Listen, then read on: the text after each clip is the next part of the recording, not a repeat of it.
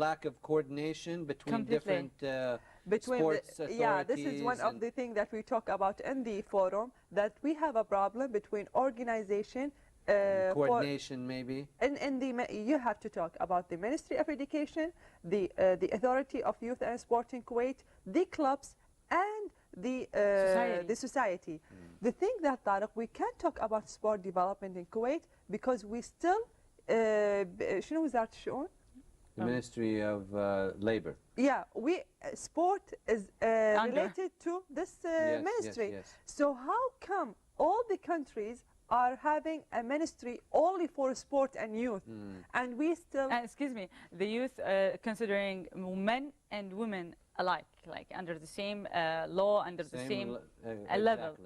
Now, if we're talking about many hierarchy levels that they are not very well structured for the time we're living right now. In 2010, that sport authority should go by itself, and then the gender equity should be also very well set, and women and men should be operating in sports equally. And I find it very pathetic.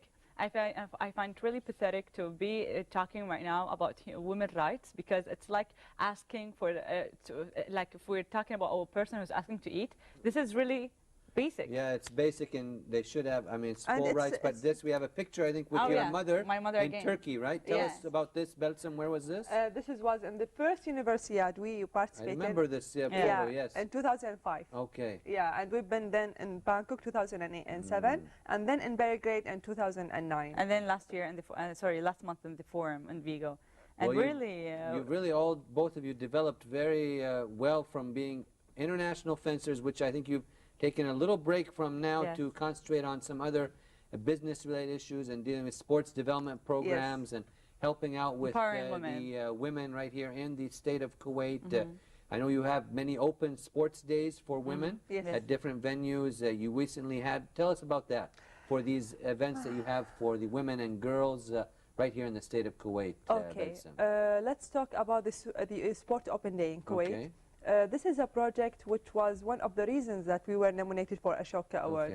We try to create a healthy sport environment for the women and the girls in Kuwait, but in a very professional way.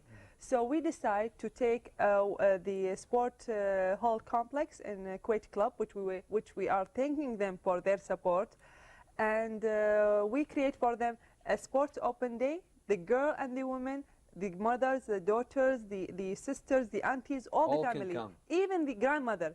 We create for them an environment so they can do massage, yoga, take a nutritionist advice, doing some competitive sports such as soccer, indoor soccer, volleyball and basketball, badminton on a competitive level to to empower them from the inside, to how to overcome their own sometimes that we have heritage that we are weak, and women are weak, and by practicing competitive sports you just realize for yourself how your character and everything. Yes, and it strengthens their attitude. Like the girls today, I've seen that in the swimming pool, they were very powerful, they felt very confident, they were walking with a very positive energy, they were calm, they look very nice shape. Yeah, and they have very healthy, they look very healthy. So I wish if we can transform this message and send it out to everyone. When the girl reaches 18, she wouldn't feel old, and she would feel lazy, and she would feel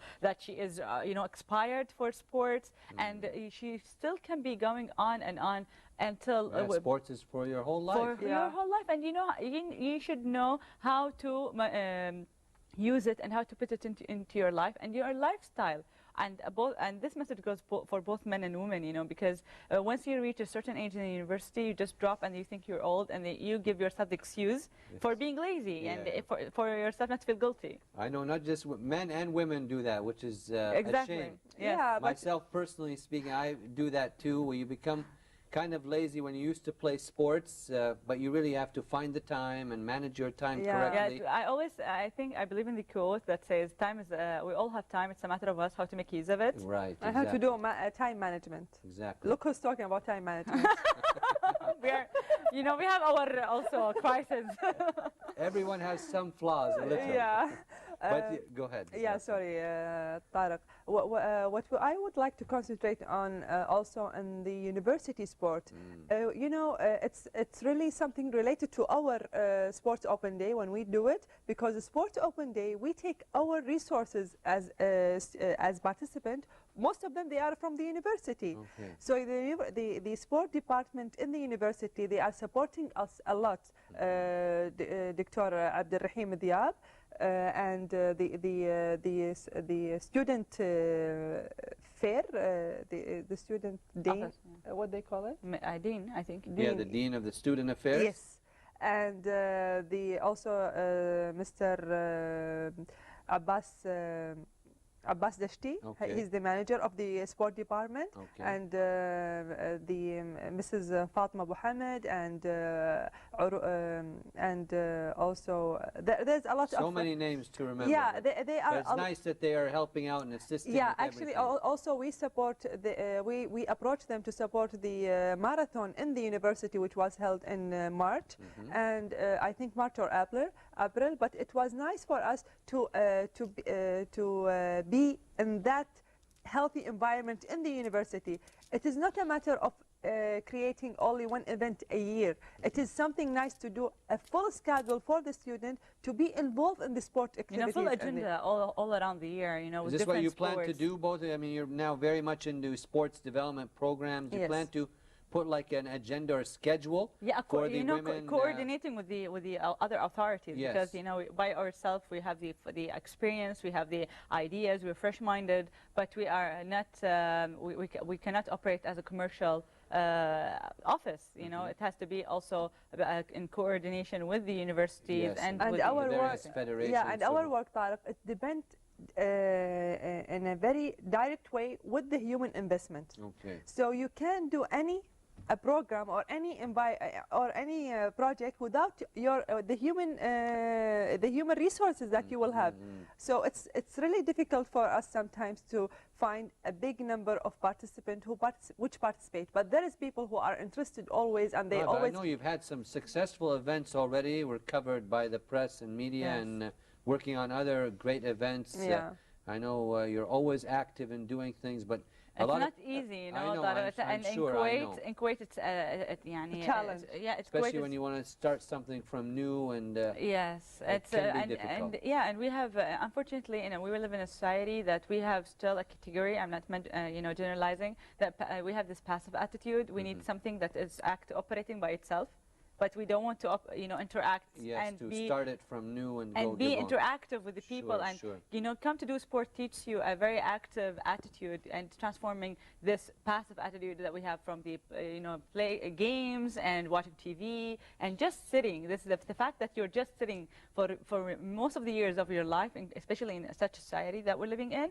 It's very hard then to pull them out of their couches and their chairs and tell them, well, you actually have to do it yourself.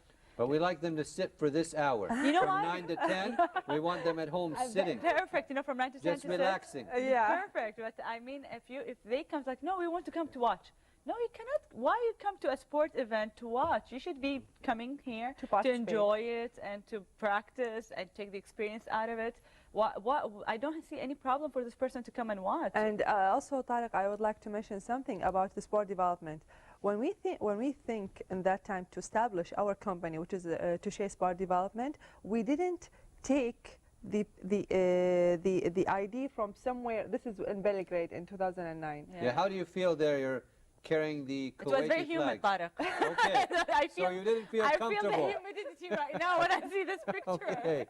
Everything was sticky on our clothes, but with the people out there made it feel very pleasant because nice, they were cheering. But the actual weather was not nice. Very humid, and we had to walk in the street. You had to walk. 3 kilos. We walk for 3 kilos. You have to walk to cheer all the people, all the Belgrade citizens, and tell them hi. And we're from Kuwait, and we're coming here to participate. Very charming. Alhamdulillah, we said hi to everyone. But Belgrade is a very nice place, and yeah, it's very historical and a rich place of there's nothing history. Not sticky in this picture, so it's but we carried really nice experience that day because the opening itself, the ceremony was held indoor, and it was one of a kind. One of the biggest stadiums. 20,000 people in one stadium, covered stadium. and everything was amazingly managed. It was very well organized, and really cheered them.